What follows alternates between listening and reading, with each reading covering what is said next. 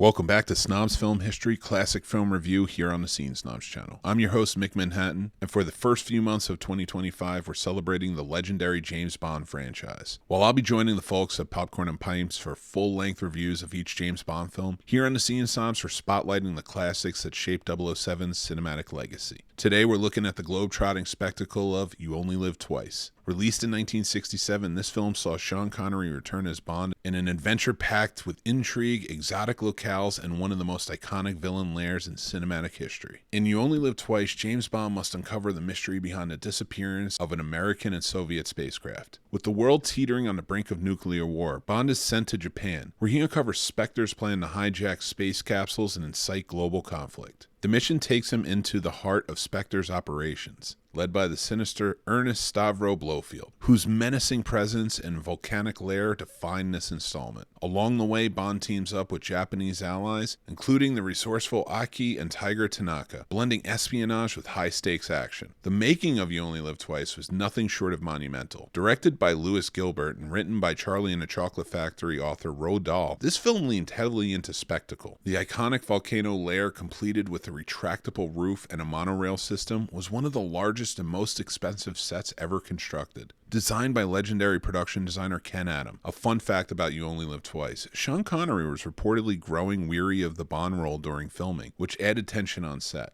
Despite this, he delivered a charismatic performance that solidified his status as the definitive Bond. Another notable element was the film's Japanese setting, which brought a new cultural dimension to the series and introduced audiences to stunning locations. Upon its release, You Only Live Twice received a mix of praise and criticism. Audiences were thrilled by the film's larger-than-life visuals and thrilling action sequences, but some critics felt it leaned too heavily on spectacle at the expense of character depth. Despite this, the movie was a box office hit, cementing Bond's status as a global phenomenon. Its theme song, performed by Nancy Sinatra, became one of the most beloved Bond tracks, perfectly capturing the film's balance between elegance and danger. The legacy of You Only Live Twice endures in both the Bond franchise and pop culture at large. Blofeld's appearance, complete with his white cat, became a defining image of the classic supervillain, inspiring countless parodies, including Dr. Evil and Austin Powers. The film's ambitious scale and exotic locations paved the way for later Bond films to push boundaries, ensuring the series remained the forefront of blockbuster cinema. Even today, its thrilling action and imaginative design continue to captivate audiences. As we wrap up the review of You Only Live Twice, it's clear that this film exemplifies everything that makes Bond an enduring icon: bold action, daring gadgets, and unforgettable villains. Thank you for joining us on another in-depth look into James Bond and the franchise, here on the Scene Snobs channel. Don't forget to like, comment, and subscribe as we continue to explore 007's legacy. I'm Mick Manhattan, reminding you to keep your martini shaken, not stirred. See you next time, Bond fans.